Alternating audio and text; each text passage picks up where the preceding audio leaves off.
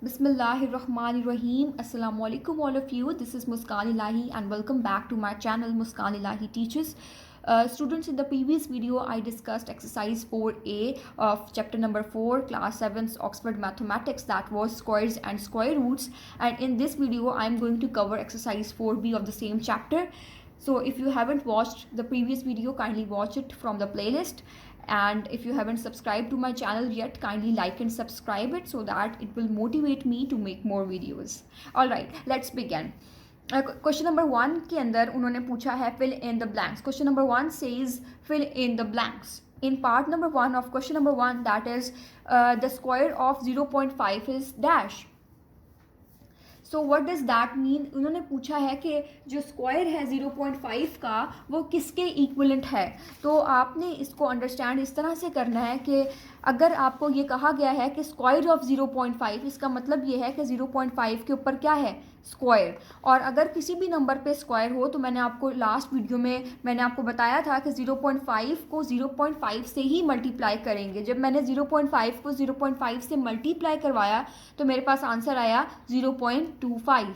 तो आपने इसी तरह से क्वेश्चंस को करना है और आपका आंसर यहाँ पे आ जाएगा. आपने इसको लिख देना है by using your calculator. To obtain a perfect square, 125 should be multiplied by dash. In question number 1 part 2, they are asking you कि अगर हमें 125 को एक परफेक्ट स्क्वायर बनाना है तो हम उसे किससे मल्टीप्लाई करवाएंगे. तो सबसे पहले तो आपने 125 के ले लेने हैं फैक्टर्स, जो कि मैं अभी यहाँ पे फैक्टर्स बना रही हूँ, मैंने अभी बनाए नहीं है. 5 25s are 125, then 5 5s are 25 and 5 1s are 5. तो ये आपने जो है ना वो फैक्टर्स बना लिए. इन फैक्टर्स को मैं यहाँ पर लिखती हूँ 125 के सामने लिख लिया. उसके बाद आपने करना ये है कि इनकी पेयरिंग बनाना शुरू कर देनी है. तो पेयरिंग जब मैं यहाँ पर बना रही हूँ तो मैंने देखा कि 5 एक जो है ना वो विदाउट पेयर है, इसका पेयर कंप्लीट नहीं हो रहा. तो इसका मतलब है कि हमारा आंसर कहीं इधर से ही आना है. मुझे इस नंबर को परफेक्ट स्क्वायर बनाने के लिए मैं दो काम कर सकती हूँ. अगर मुझे वो कहेंगे कि मल्टीप्लाई करवाना है किसी नंबर से in order to make it a perfect square, तो मैं 5 से करवा दूंगी मल्टीप्लाई, क्योंकि फिर पेयर कंप्लीट हो जाएगा. अगर वो कहते हैं कि कोई किसी नंबर से डिवाइड करवाएं in order to make 125 a perfect square, so I will divide it by 5. In this question particularly they are asking you कि हम 125 को किस नंबर से मल्टीप्लाई करवाएं ताकि इसको परफेक्ट स्क्वायर बनाया जाए. तो आपका आंसर होगा कि 5 से हम इसको मल्टीप्लाई करवाएंगे ताकि इसका परफेक्ट स्क्वायर बन जाए. ऑल राइट, तो आपका आंसर क्या है, 5 in this case. Third part के अंदर दे आर आस्किंग के the square root of 100 is dash. 100 का जो स्क्वायर रूट है वो क्या है. तो आप अपना कैलकुलेटर यूज़ करेंगे at this moment. Under root of 110. आपके पेपर में एक्चुअली जो है वो फिल इन द ब्लैंक्स नहीं आते हैं, लेकिन MCQ ज़रूर आते हैं. तो MCQs आते हैं, उसके हवाले से आपको कैलकुलेटर यूज़ करना है. लेकिन अगर सेक्शन बी में इस तरह का कोई भी क्वेश्चन आएगा तो आपने बाकायदा स्टेप्स को यूज़ करना है, क्योंकि ऑब्वियसली स्टेप्स के मार्क्स होंगे उसके अंदर. अच्छा, पार्ट 4 के अंदर it is power is another word for exponent. तो अगर देखें यहाँ पर मैंने आपको एक एग्जाम्पल देती हूँ, उससे आपको समझ आएगी. ये नंबर मैंने इस तरह से लिख दिया. अब ये जो है ना ये क्या है, ये बेस कहलाती है. क्या कहलाता है, बेस. 2 की पावर 3 मैंने इसको यहाँ पर लिख दिया है. 2 की पावर 3 है, इसमें 2 को क्या बोलेंगे, 2 को बोलेंगे बेस, और इसके ऊपर जो 3 है ना इसको बोलेंगे एक्सपोनेंट या पावर, क्योंकि मैंने अभी इसको पहले ही क्या बोला, पावर. 2 की पावर. तो हम इसको दो नामों से जानते हैं. जो ऊपर 3 होता है एक्सपोनेंट भी बोलते हैं और पावर भी बोलते हैं. इन्होंने यहाँ पे आपसे यही फिल इन द ब्लैंक्स में पूछा है, power is another word for dash, for exponent power is another word, right. उसके बाद पार्ट 5 के अंदर वो पूछ रहे हैं आपसे कि द स्क्वायर ऑफ 4/3 इज 16/9. तो 4/3 का जो स्क्वायर है वो भी करके देख लेते हैं. 4/3 लिखा मैंने, 4/3 का स्क्वायर वो पूछ रहे हैं किसके इक्वल है. तो 4 का स्क्वायर देखें, एक तो पहली बात ये कि ये फ्रैक्शन है और इस होल का स्क्वायर इन्होंने कहा है, तो इसका मतलब है 4 के ऊपर भी स्क्वायर है और 3 के ऊपर भी स्क्वायर है. ठीक है, 4 का स्क्वायर किसके इक्वल है, 4 का स्क्वायर का मतलब है 4 को मल्टीप्लाई करेंगे 4 के साथ, और 3 का स्क्वायर मतलब 3 को मल्टीप्लाई करेंगे 3 के साथ. तो 4 4s are 16 and 3 3s are 9. 16/9 is my answer.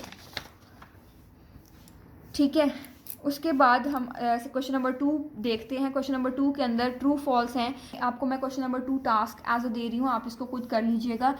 और अगर आपको इसमें कहीं भी कोई कन्फ्यूजन होती है तो you can comment below in the comment section. मैं आपके क्वेश्चंस का, आपके कमेंट्स का रिप्लाई ज़रूर कर दूँगी, ठीक है। This is what I can do at my pace. तो आपने अपने लेवल पे ये करना है कि इसको सॉल्व कर लीजिएगा। देन क्वेश्चन नंबर 3 के अंदर वो पूछ रहे हैं derive the positive square roots of. देखिए एक चीज़ मैं आपको यहाँ पर क्लियर कर दूँ कि आपको कोई कन्फ्यूजन ना हो किसी किस्म की। आपको लास्ट टाइम भी मैंने 4A के अंदर मैंने आपको बताया था, स्क्वायर रूट निकालना ही हमने देखा था, ऐसे ही था ना, हम स्क्वायर रूट निकाल रहे थे। और 4B के अंदर भी हमें स्क्वायर रूट ही निकालना है। मज़े की बात यह है, लेकिन दो डिफरेंट मेथड्स हैं to for finding the square roots of. वो कौन से हैं? 4A में हमने देखा था बाय फैक्टर्स, स्क्वायर रूट हमने निकाला था लेकिन वो था बाय फैक्टर्स। और 4B के अंदर हम बाय डिवीजन क्या निकालेंगे? स्क्वायर रूट निकालेंगे। अभी आपको कॉन्सेप्ट क्लियर हो गया? अगर पेपर में आपसे पूछा जाएगा कि आपने derive the square root by factors, तो आपने फिर 4A वाला जो मैंने आपको मेथड बताया था, समझाया था, आपने वो अप्लाई करना है। और अगर आपको पेपर में कहा जाता है कि find the square root by division method, तो आपने फिर 4B में जो अभी मैं आपको सिखाऊंगी, आपने उस तरह का मेथड यूज़ करना है। All right, I hope that it is clear now. Okay, अब मैं आपको क्वेश्चन नंबर 1, इसका जो पार्ट 1 है, क्वेश्चन नंबर 3 का पार्ट 1, इसकी तरफ लेकर चलती हूँ। इट सेज दैट 3969, इसका हमें निकालना है स्क्वायर रूट, ठीक है। स्क्वायर रूट तो मतलब निकालना ही है, इसमें हमें कोई कन्फ्यूजन नहीं है कि ये परफेक्ट स्क्वायर बनेगा या नहीं बनेगा, इसका निकालना है। तो सबसे पहले ना आपको मैं बताऊं कि आप अपने जो स्क्वायर रूट्स वाले क्वेश्चन हैं, आप इसके अंदर अपना आंसर जो है वो वेरीफाई कर सकते हैं बाय यूजिंग योर कैलकुलेटर, ठीक है। तो यहाँ पर जो है वो मैं 3969 का अंडर रूट लेके चेक करूँगी कि इसका आता क्या है आंसर। इसका आंसर है 63। तो 63, देखिए फैक्टर्स तो आपको निकालने पड़ेंगे और उसमें आप एंड में चेक कर सकते हो। डिवीजन मेथड में आपको जो भी वैल्यू दी जाएगी, सबसे पहले आपने उसका स्क्वायर रूट निकाल लेना है, ठीक है। तो 3969 का जब मैं स्क्वायर रूट निकालूंगी,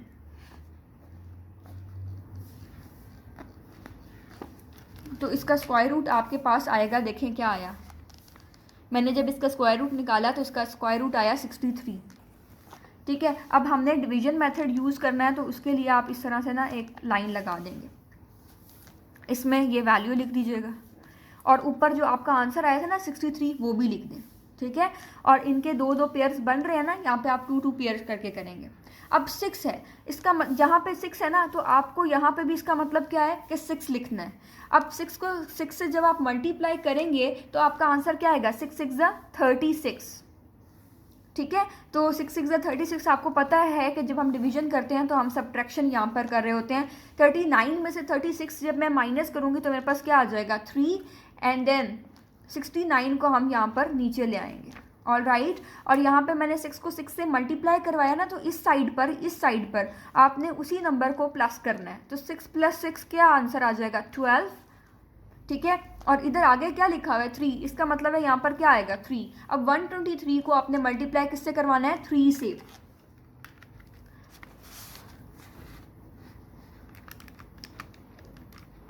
तो देखें 123 को जब मैंने 3 से मल्टीप्लाई करवाया, मेरा आंसर आया 369, ठीक है। 369 मेरे पास आंसर आ गया है और यहाँ पे मैं लिख दूंगी 369।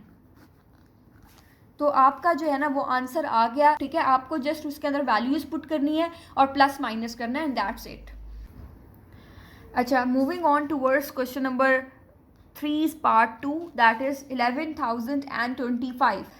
जब आप 11,025 को डिवाइड करना शुरू करेंगे in order to find your perfect square, तो सबसे पहले आप कैलकुलेटर पे चेक करेंगे इसकी वैल्यू क्या आ रही है स्क्वायर रूट की। तो जब मैंने वैल्यू चेक की तो इट्स वैल्यू इज़ 105। तो आपने 105 को इधर लिख दिया और इसके ऊपर भी लिख दिया, और 11,025 को मैंने इधर लिख दिया, ठीक है। लिख दिया। उसके बाद हमने करना ये है कि फ़र्स्ट जो 1 लिखा हुआ है ना, इसको अलग से लिख देते हैं। और क्योंकि मेरे पास हैं टोटल डिजिट्स इसके अंदर 5 डिजिट्स हैं, तो मैंने 2 2 की पेयरिंग कर दी। तो मैंने यहाँ पर देखा कि 1 जो है ना वो अकेला बच गया, तो 1 को मैं फ़र्स्ट को ऐसे ही लूँगी, यहाँ पे 1 लिख दिया। 1 1 जार 1, इसको मैं माइनस करूँगी, 1 में से 1 माइनस करूँगी तो आपको पता है कि वो एज इट इज़ आ जाएगा। 1 में से जब 1 को माइनस करूँगी तो आपको पता है आंसर विल बी 0।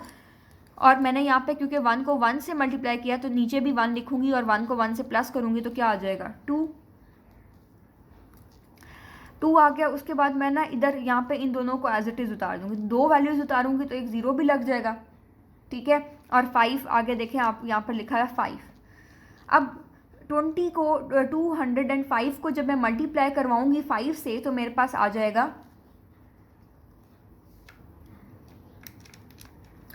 205 को जब मैं मल्टीप्लाई करवाऊंगी विद 5 आई विल गेट 1025। मेरे पास क्या आ जाएगा 1025। इसका मतलब है कि ये वाकई मैंने बिल्कुल ठीक किया है और मेरा आंसर 105 ही था, ठीक है। So students, let's move towards the part 3 of question number 3, that is 46,225। तो इसका सबसे पहले मैंने आपको पहले भी बताया है कि हमें कोई भी नंबर दिया जाएगा, फर्स्ट ऑफ ऑल हम कैलकुलेटर यूज़ करके उसका स्क्वायर रूट निकाल लेंगे। तो मेरे पास क्या आया 215। अब 215 आ गया है मेरे पास, तो इसको मैं किस तरीके से लिखूंगी मैं आपको बताती हूँ।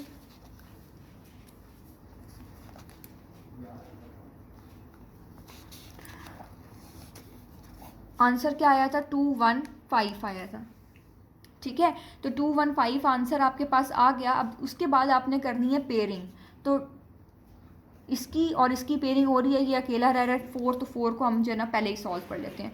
किस नंबर को मैं मल्टीप्लाई करवाती हूँ, जो आपके पास इधर लिखा हुआ है ना, आपने उसी नंबर को इधर भी लिख देना। तो आपके लिए कोई डिफ़िकल्टी वाली बात ही नहीं है कि आपने कोई और नंबर समझना है या सोचना है या आपको कोई प्रॉब्लम होगी। आपके पास जो ऊपर नंबर फर्स्ट लिखा हुआ था 2, यहाँ पर भी 2 लिख दिया, तो 2 2 जार 4।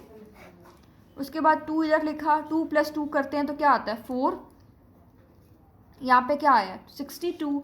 अब यहाँ पे 1 लिखा हुआ है ना, तो आप भी यहाँ पे क्या लिख दोगे 1। अब 41 1 जार 41, ऑल राइट। 62 में से 41 को आप माइनस करोगे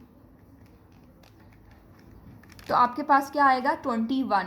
आपने यहाँ पे 1 से मल्टीप्लाई करवाया था, इसका मतलब है आप यहाँ पर 1 को प्लस करवा दोगे तो क्या आ जाएगा 42 आ जाएगा। और यहाँ से जो आपके पास सेकंड पेयर था आपने उसको नीचे लेकर आना है, तो ये हो गया 2125। और उसके बाद कौन सा डिजिट लिखा हुआ है 5, तो आपने यहाँ पे 5 लिख देना है, ठीक है। 425 को मल्टीप्लाई करना है with 5 and you will get 2125, all right. तो दिस इज़ योर आंसर और आपने इतना सॉल्व करना था। That is pretty much it. आपके लिए ये बहुत ही ईजी क्वेश्चंस हैं और बहुत ज़्यादा डिफ़िकल्ट नहीं है। और दूसरी बात ये कि ये फ्री के मार्क्स हैं, you just need to practise it और आपको समझ में आ जाएगी कि इनको किस तरीके से आप कर सकते हैं, all right. Now let's move towards the part 4 of this question, that is, मैं इसको यहाँ से ही आपको समझा देती हूँ। Now let's move towards the part 5 of the question. Let's move towards part 5 of question number 3, that is 78,961. अब students इसका स्क्वायर रूट निकालना है हमें बाय डिवीजन मेथड, लेकिन हम कैलकुलेटर यूज़ करके जो वैल्यू है ना वो पहले से ही अपना आंसर निकाल लेंगे कि इसकी वैल्यू क्या है। तो ये आ गया 281। देखें मैंने 281 सबसे पहले ऊपर लिख दिया। उसके बाद मैंने आपको कहा था पेयर करना है। अगर पेयर नहीं बन रहा होगा तो आपने फर्स्ट वाले को जो है ना वो अलग से रिप्रेजेंट करना है, बाद वालों के पेयर्स बना दीजिएगा, ठीक है। उसके बाद 2 2 जार 4 होता है, तो 4 तो मैंने यहाँ पे लिख दिया। उसके बाद मैंने इसको 2 को 2 से मल्टीप्लाई किया, यहाँ पे उसी को प्लस करवा दूँगी। प्लस करवा दिया तो 2 + 2 किया तो क्या आ गया 4, और यहाँ पर अगला डिजिट क्या था 8, तो मैंने यहाँ पे लिख दिया 48। 7 में से 4 जब मैंने सब्ट्रैक्ट किया था तो मेरे पास आया 3 और 89 के पेयर को मैं नीचे ले आऊँगी। अब 48 को मैं मल्टीप्लाई किससे करवाऊँगी 8 से। सो जब मैं 48 को 8 से मल्टीप्लाई करवाऊँगी तो मेरे पास आ जाएगा 384। तो मेरे पास यहाँ पे 384 आ गया और 48 को मैंने 8 से मल्टीप्लाई करवाया था, यहाँ पे 8 उसमें प्लस कर दूंगी तो मेरे पास आ जाएगा 56। और 384 में से 389 में से माइनस करेंगे 384 एंड मेरे पास आ जाएगा 5 और यहाँ पे जो 61 है ये नीचे लेकर आऊँगी तो 561 हो गया और 48 प्लस 8 मेरे पास आ जाएगा 56 और यहाँ पर लास्ट डिजिट क्या लिखा हुआ है 1, तो यहाँ पे भी 1 पुट कर दूँगी। 561 को मल्टीप्लाई करूँगी 1 से तो आपके पास आपको पता ही है 561 आ जाएगा और आपका क्वेश्चन सॉल्व हो गया कम्प्लीटली। ठीक है, अब इस एक्सरसाइज के बाकी पार्ट्स आप खुद करेंगे solve and if you will have any query any kind of confusion you can ask me any time, I am here for you. All right, I will be glad to help you. ठीक है, अब चलते हैं इसके 8 part पे। मैं 8 करवा देती हूँ आपको। अच्छा, 8 पार्ट मैं आपको लिख के देती हूँ यहाँ पर। 6 2 2 5 2 1। अच्छा, अब देखें यहाँ पर जो है ना वो ये है, इसका मैं आपको कैलकुलेटर से पहले तो लेके निकाल के दिखाती हूँ कि इसका स्क्वायर रूट आ क्या रहा है। 6 2 2 5 2 1। एक सेकेंड, मैंने पहले ये लिख दिया 6 2 2 5 2 1। इसका स्क्वायर रूट आ रहा है 789, तो मैंने यहाँ पे क्या लिख दिया 789। अब मैं अंदर लिख रही हूँ 6 2 2 5 2 1। इसके पेयर्स देख लेते हैं। पेयर्स भी बिल्कुल बन गए आराम से, 3 पेयर्स हैं यहाँ पे। 7 7 का क्या होता है 49। मैंने आपको पहले भी बताया था यहाँ पे जो नंबर लिखा होगा आपने वही नंबर इधर लिखना है और उसी से आपस में मल्टीप्लाई करवा देना है। तो 7 मल्टीप्लाई बाय 7 आपके पास क्या आ गया 49 और यहाँ पे 7 को 7 से ही क्या कर देंगे प्लस, तो 7 + 7 क्या आ जाता है 14 और 62 में से हम माइनस करते हैं 49 तो हमारे पास क्या आ जाता है 13, ये आ गया और 25 नीचे आ गया तो 1325 ये आ गया। और लास्ट में हमने देखा कि ये डिजिट क्या लिखा हुआ है। उसके बाद आपने देखना है कि 7 के बाद जो नेक्स्ट डिजिट है वो क्या है 8 है, तो यहाँ पर आ जाएगा 148। अब 148 को मैं 8 से ही मल्टीप्लाई करवाऊंगी तो मेरे पास आ गया 1184। आपस में इनको माइनस करवा दें 1325 minus 1184 and you will get 141। और ये जो लास्ट पेयर है इसको नीचे ले आएँ और यहाँ पर आपने 8 से मल्टीप्लाई करवाया था 148 को, यहाँ पे प्लस करवा दें 148 + 8 आपके पास आ गया 156 और अगला डिजिट क्या है 9, तो 9 को इधर जो है ना वो उतार दें और 1569 को मल्टीप्लाई कर दीजिएगा 9 से, आपके पास आ गया 14121 and that is pretty much it. This is your answer. ठीक है ना, आपसे यही वो उन्होंने पूछा था और आपको इतना ही करना है। देखें कितना आसान है ये क्वेश्चन। ठीक है, चलें अब मैं आपको इसका 10th पार्ट करवा रही हूँ जो कि इस क्वेश्चन का लास्ट पार्ट है, ये वाला। ठीक है, इसके अंदर उन्होंने कहा है कि 982081 का अंडर रूट निकालें, तो हमें इसका अंडर रूट निकालना है। तो हम इसका कैलकुलेटर से पहले तो आंसर वेरीफाई करते हैं ना। 982081 हमारे पास आ गया 991।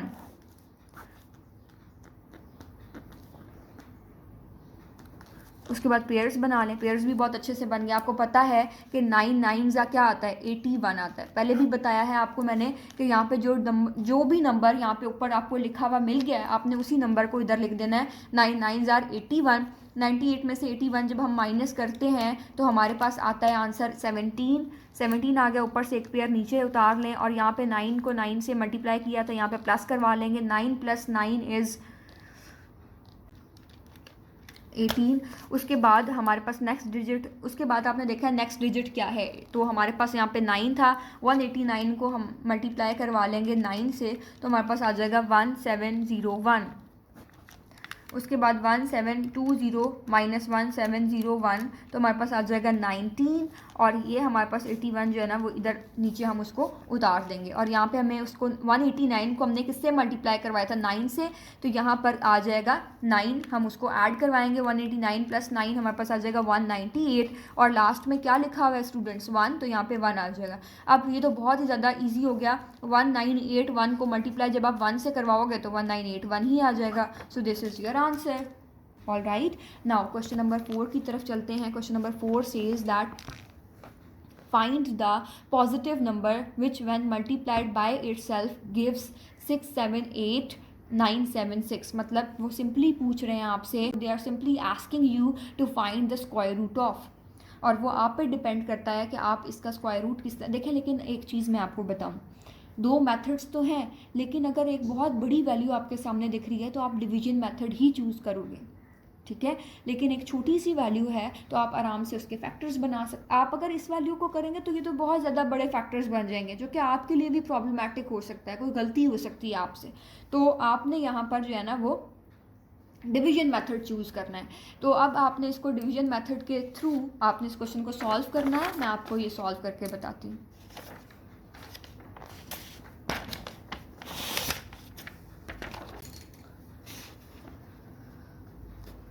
अब सबसे पहले तो आप इसका ले लें अंडर रूट। अंडर रूट ले लिया मैंने। अब मैं इसका कैलकुलेटर पे निकालती हूँ कि आंसर क्या आएगा।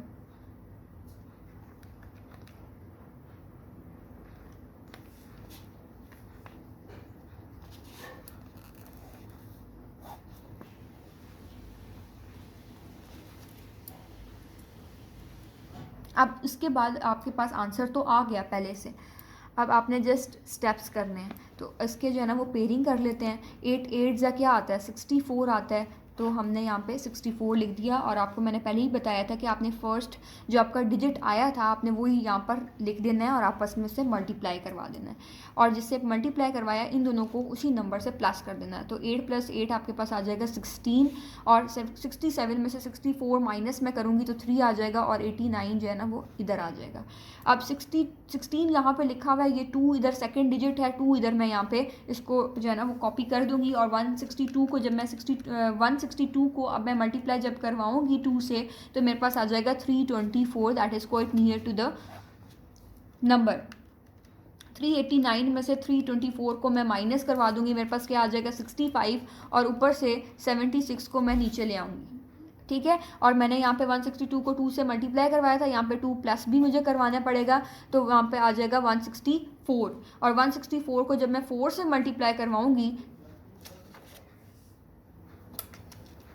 4 अगला डिजिट है। अब जो 4 अगला डिजिट है तो 1644 को मैं 4 से मल्टीप्लाई करवाऊँगी तो मेरे पास आ जाएगा 6576। देखें आपका आंसर बिल्कुल करेक्ट आया। तो this is how you were suppose to do it. All right.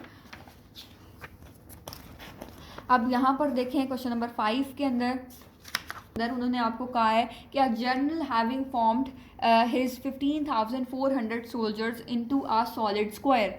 अब एक जनरल है, उसके पास इतने सोल्जर्स हैं 15,400 और उसने उसको एक सॉलिड स्क्वायर के अंदर जो है ना वो कन्वर्ट करना है। Found that there were 24 man left over. तो उसको एक स्क्वायर के अंदर तो करना था लेकिन 24 बंदे उसके रह गए जब उसने स्क्वायर के अंदर उनको अरेंज किया, क्योंकि उसको करना स्क्वायर के अंदर ही था और उसके पास इतने अमाउंट ऑफ सोल्जर्स थे। लेकिन जब उसने स्क्वायर में पुट किया तो 24 जो है ना वो एक्स्ट्रा हो गए। सो of how many soldiers did the front raw consist. तो उन्होंने पूछा है कि फ्रंट रॉ के अंदर कितने नंबर ऑफ सोल्जर्स आएंगे। आपको ये पता चल गया कि 24 जो है ना वो उस स्क्वायर का पार्ट नहीं बने। तो आपने 15,400 में से पहला स्टेप क्या करना है कि 24 को माइनस कर देना है। जब आप माइनस करेंगे तो आपके पास आंसर क्या आएगा 15,376, ठीक है। 15,376 आपके पास आंसर आ गया। अब इसका आपने ले लेना है स्क्वायर रूट बाय डिवीजन। तो जब आप स्क्वायर रूट लेंगे तो आपका पहले उसमें ही आंसर आ जाएगा कि योर आंसर इज़ 124, ठीक है ना। 124 आपका आंसर आ गया। Hence number of soldiers in the front row is 124। Got it. बहुत ही आसान क्वेश्चन था ये, बहुत ज़्यादा। अब आगे चलते हैं। आपको बस इतना पढ़ के स्टेटमेंट को अंडरस्टैंड करना आना चाहिए और बाकी स्क्वायर रूट निकालना आपने इसके पहले पार्ट में जो आपका क्वेश्चन नंबर 3 था उस क्वेश्चन नंबर 3 में आपने स्क्वायर रूट बाकायदा निकालना बहुत अच्छे से सीख लिया। अब इन एक्सरसाइज के जो क्वेश्चंस हैं बाकी रह गए हैं, इसमें जस्ट आपको स्टेटमेंट को एनालाइज करना है, उसको अंडरस्टैंड करना है एंड देन स्क्वायर रूट निकाल लेना है, ठीक है। अब अगला क्वेश्चन ये है question number 6। they are asking you कि a gardener plants an orchard with 5,77,600 trees. They are asking you that a gardener plants an orchard with 5,77,600 trees and arranges them so that the number of rows of trees equals the number of trees in each row. How many rows are there? उसमें ये कह रहे हैं कि एक gardener है और उसके पास इतने सारे ट्रीज़ हैं, वो अरेंज उनको करना चाह रहा है इस तरह के नंबर ऑफ रॉज जो ट्रीज़ के हों वो भी इक्वल हों, और जो एक रॉ के अंदर नंबर ऑफ़ ट्रीज़ हों वो उस वैल्यू के इक्वल हों। ठीक है, तो क्वेश्चन नंबर 6 के अंदर एक्चुअली वो पूछना ये चाह रहे हैं कि उसके पास अगर इतने सारे ट्रीज़ हैं, एक तो उसके अंदर जो नंबर ऑफ़ रॉज हो वो भी इक्वल हो, दूसरा उस रॉ के अंदर जितने ट्रीज़ हों वो भी इक्वल हो। तो ये दोनों चीज़ें जो है ना वो इक्वल होनी चाहिए। दिस इज़ आवर क्वेश्चन, और हमें सिंपली उन्होंने कहा how many rows are there. तो हमें यहाँ पर जो है ना वो डिवीजन मेथड के थ्रू हमें स्क्वायर रूट निकालना है, और हमारा देखें एक मैं आपको करके बताती हूँ ना, इसका एक झटके में आपका आंसर आ जाएगा √5,77,600 एंड योर आंसर इज 760।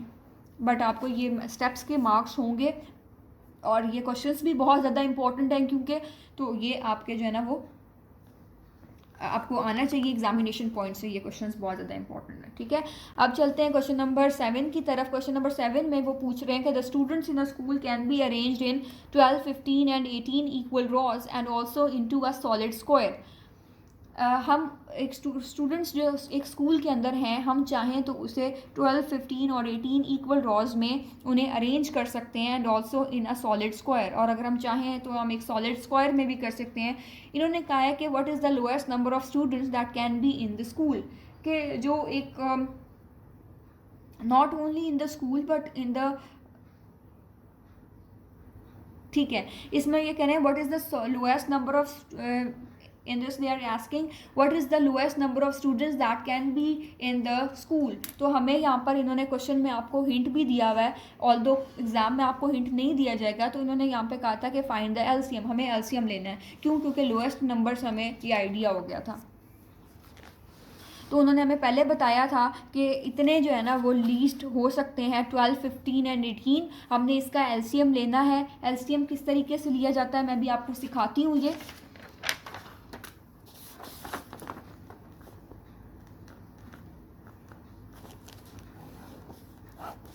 2 6 12, 2 से स्टार्ट आपने करना है। 15 2 के टेबल में नहीं आता, 15 को एज इट इज़ छोड़ दें। उसके बाद यहाँ पर 18 आता है 2 के टेबल में, 2 9s are 18, आपने ये कर दिया। उसके बाद 2 3s are 6, 15 और 9। अब 2 नहीं आता है कहीं भी, तो अब हम 3 से करेंगे। 3 1s are 3, 3 5s are 15 and 3 3s are 9। Then again 3 से मैं करूँगी जब तक कि ये सारे डिवाइड 3 से ना हो जाए। अब मेरे पास एक जो चांस रह गया है वो 5 से ही डिवाइड करने वाला रह गया है। 5 1s are 5 and 5 1s are 5। तो ये मेरे सारे फैक्टर्स बन के इनको मैं मल्टीप्लाई करवाऊँगी, एंड जब मैं मल्टीप्लाई करवाऊँगी तो मेरे पास आंसर क्या आ जाएगा 180। ठीक है, आई होप कि आपको ये अंडरस्टैंड हो गया होगा, आपकी अंडरस्टैंडिंग डेवलप, आई होप कि आपकी अंडरस्टैंडिंग डेवलप हो गई होगी कि आपने एलसीएम किस तरीके से निकालना है। अब चलते हैं क्वेश्चन नंबर 8 की तरफ। क्वेश्चन नंबर 8 में वो आपसे ये पूछ रहे हैं कि 529 students stands in the assembly hall so that there are as many students in a row as there are rows in a hall. How many students are standing in each raw.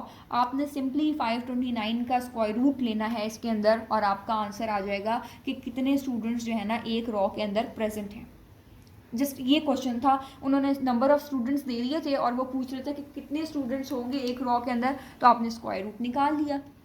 ठीक है, और आपका answer आ गया and में क्या 23। अब चलते हैं हम इसके 9th पार्ट के ऊपर, and we have only 3 questions left. 9 question के अंदर वो ये कह रहे हैं कि Mrs Ali wants to buy a carpet. Students question number 9 के अंदर वो आपसे ये पूछ रहे हैं कि Mrs Ali wants to buy a carpet for her square drawing room, and if the carpet measures 324 square metre what is the length of each side of the drawing room. तो उसने एक कारपेट लेना है अपने स्क्वायर ड्राइंग रूम के लिए। कौन सी shape है? स्क्वायर। और उस कारपेट की जो मेजरमेंट है ना वो 324 स्क्वायर मीटर है। तो 324 स्क्वायर मीटर है, वो कह रही है लेंथ और ब्रेथ जो साइड्स होती हैं ड्राइंग रूम की उसकी क्या लेंथ होगी। तो आपको ये समझ आ जाएगी by taking the square root simply. 18 metre जो है ना वो होगी। आपके पास आंसर डायरेक्टली तो आ गया, बट आपने ये स्टेप्स करके दिखाने हैं ताकि आपके टीचर्स मुतमईन हो जाएं कि आपको स्क्वायर रूट निकालना आता है, लेकिन आपका आंसर जो है ना वो यहाँ पर पता भी चल गया आपको। ठीक है, तो इसके अंदर वो ये पूछ रहे थे आपसे कि अगर एक कारपेट की मेजरमेंट इतनी है 324 स्क्वायर मीटर्स की, तो उसकी what is the length of each side of the drawing room. Each side की लेंथ कितनी होगी। तो आपने इसके लिए स्क्वायर रूट लेना है, आपका आंसर आ गया, इसका मतलब है इतनी साइड्स की लेंथ होगी। क्लियर हो गई बात।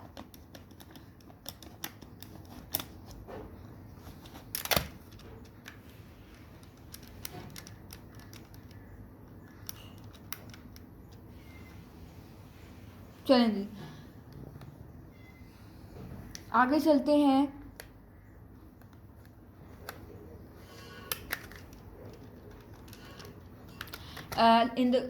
Let's move towards question number 10. Let's move towards question number 10, that is Mariam wants to buy a tablecloth that covers her square tabletop completely. Maryam के पास जो टेबल है ना, that is of square shape, उसका जो top है table top, ठीक है, और she wants to buy a table cloth, Mariam wants to buy a table cloth that covers her square table top completely if the area of the table cloth is 6400 square centimetres, what is the length of the side of the table. तो ये बहुत ज़्यादा similar है ये question to question number 9। उसमें भी हमारे पास एक कारपेट था, इसके अंदर हमारे पास एक टेबल क्लॉथ है और उसका वो पूछ रहे हैं कि साइड की लेंथ क्या होगी। तो इसमें स्टूडेंट्स आप मुझे गेस करके बताएंगे कि क्या होगी इन the comment section. I will be waiting for your answers. All right, चलें अब चलते हैं क्वेश्चन नंबर 11 की तरफ। क्वेश्चन नंबर 11 थोड़ा सा डिफरेंट है। वो क्या कह रहा है कि what is the smallest number that will be divide into 216 to get a perfect square.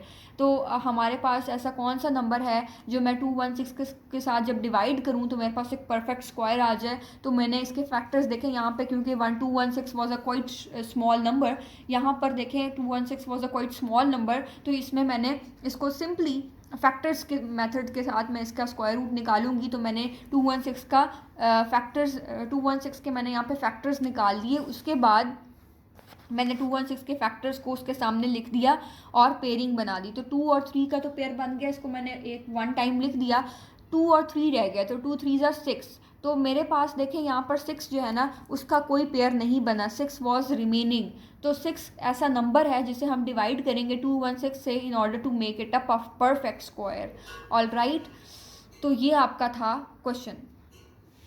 जिसका पेयर नहीं बनता ना, जो अकेला रह जाता है, अगर वो डिवाइड करने का पूछे तो उसी नंबर को हम डिवाइड करवाएंगे, अगर मल्टीप्लाई करने का पूछे तो उसी नंबर को हम उसी नंबर से मल्टीप्लाई करवाएंगे ताकि परफेक्ट स्क्वायर बन जाए। ये मैंने आपको एमसीक्यूज में भी ये बात सिखा चुकी हूँ मैं आपको, ठीक है।